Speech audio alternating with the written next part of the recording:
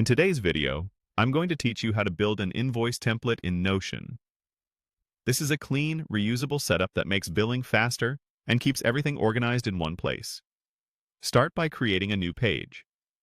In Notion, click New Page to open a blank canvas. We're keeping this simple so it's easy to duplicate and use again later without rebuilding anything. Rename the page to Invoice Template. Clear naming helps you find it quickly when you need it. Now add the key invoice details as plain text prompts so you can fill them in each time. Press Enter and type the following on separate lines: client name, invoice number, invoice date, and due date. Leave a little space under each line so you have room to enter the actual values when you create a new invoice from this template. Next, insert a table to list the services or items you're billing for.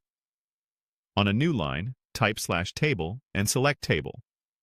This creates a lightweight database directly inside your page, perfect for structured invoice data. Set up the column so your math is automatic. Rename the first column to Item Service. This is where you'll describe what you're charging for. Add a new column called Quantity and change its property type to Number so it only accepts numeric values. Add another column called Rate, also set to Number. If you prefer, you can adjust the number format to show currency.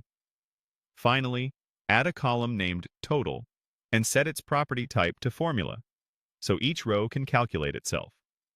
Now, add the formula for line totals. Open the Total Columns formula editor and have it multiply quantity by rate. That way, each row automatically calculates the correct amount for that item. With the line items in place, scroll to the bottom of the total column, click Calculate, and choose Sum. This adds a running total for the entire invoice, so you always see the grand total at a glance without doing any extra math. When you're ready to reuse the invoice, open the page menu in the top right, the 3 dots, and click Duplicate. Each copy becomes a fresh invoice you can customize.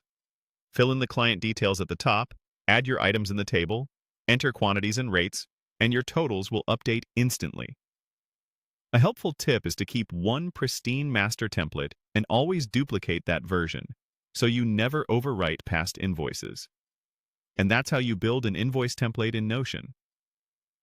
If this tutorial helped you, don't forget to like, share, and subscribe for more beginner-friendly Notion tutorials.